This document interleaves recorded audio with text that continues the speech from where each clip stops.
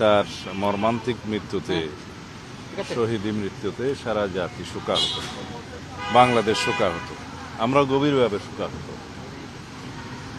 এরকম একটি হত্যাকাণ্ড বাংলাদেশের পুরো অনুভূতিতে নাড়া দিয়েছে। আমরা মনে করি দেশের অভ্যন্তরে এবং দেশের বাইরে পতিত ফ্যাসিবাদী শক্তি নির্বাচন পিছানোর বা নির্বাচন বানচালের যে ষড়যন্ত্র আছে তারই অংশ হিসাবে এটা সংগঠিত হয়েছে এবং গণতান্ত্রিক শক্তিকে দমন করার জন্য, গণতান্ত্রিক উত্তরণকে বাধাগ্রস্ত করার জন্য, কণ্ঠকাঠিন্য করার জন্য এরকমের তৎপরতা চালানো হতে পারে।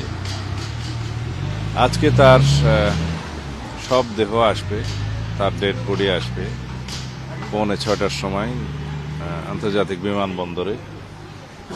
সবাই তার ডেড বডি গ্রহণ করার জন্য যাবেন, আমরাও যাব। আমরা মনে করি যে গণমাধ্যম কয়েকটি পত্রিকা অফিসকে ভাঙচুর এবং আগুন জ্বালানোর মধ্য দিয়ে যে নৈরাজ্য সৃষ্টি করার পায়তারা চলছে এবং সারা বাংলাদেশে বিভিন্ন জায়গায় চিহ্নিত বিভিন্ন স্থানে এবং ব্যক্তিকে হামলা করার, আক্রমণ করার, বাড়িঘরে হামলা করার যে পরিকল্পনা নিচ্ছে, তার পিছনে একটি সুগভীর চক্রান্ত আছে, ষড়যন্ত্র আছে। তবে এটাও জানাতে চাই, এরকম কিছু ঘটনা করে গণতন্ত্রের অগ্রযাত্রাকে ব্যাহত করা যাবে না এবং গণতন্ত্রের উত্তরণের কোনো প্রক্রিয়াতে কোনো প্রভাব বিস্তার করতে পারবে না।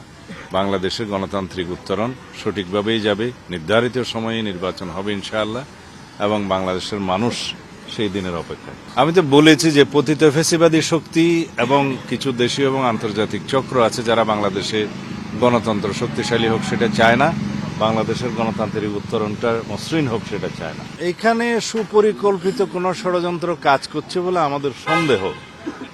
তবে ইতিমধ্যে দেশের মানুষ দেখেছে এবং চিহ্নিত করেছে কারা এই হত্যাকাণ্ডগুলোকে রাজনৈতিকভাবে ব্যবহার করতে চায় এবং কারা এর দায় সুপরিকল্পিতভাবে অন্যের উপরে চাপাতে চায় এবং এরকম হত্যাকাণ্ডের সুযোগ নিয়ে কারা রাজনৈতিকভাবে ফায়দা নিতে চায়, এগুলো দেশের মানুষ দেখেছে, চিহ্নিত হয়েছে।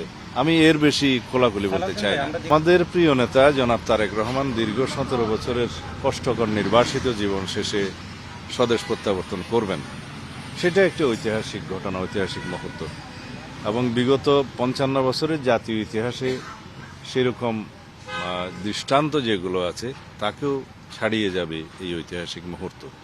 আগামী 55 বছরেও যাতে এরকম কোনো ইতিহাস স্থাপন না হয় সেরকম একটি ঐতিহাসিক মুহূর্ত আমরা তৈরি করতে চাচ্ছি। সারা জাতি সেজন্য প্রস্তুত আছে, সারা দেশের মানুষ অপেক্ষা করছে।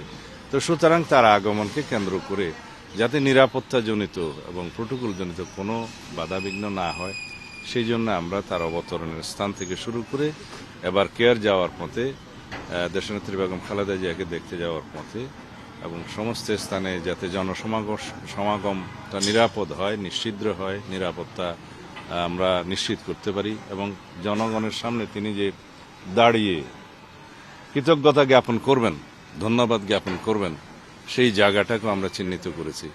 তো লক্ষ লক্ষ জনতার সামনে আমাদের প্রিয় নেতা এই দেশের গণতন্ত্রের রক্ষা কবচ জনাব তারেক রহমান দুটো কথা বলবেন, সেই জন্য সারা জাতি উন্মুখ হয়ে আছে, উদ্গ্রীব হয়ে আছে।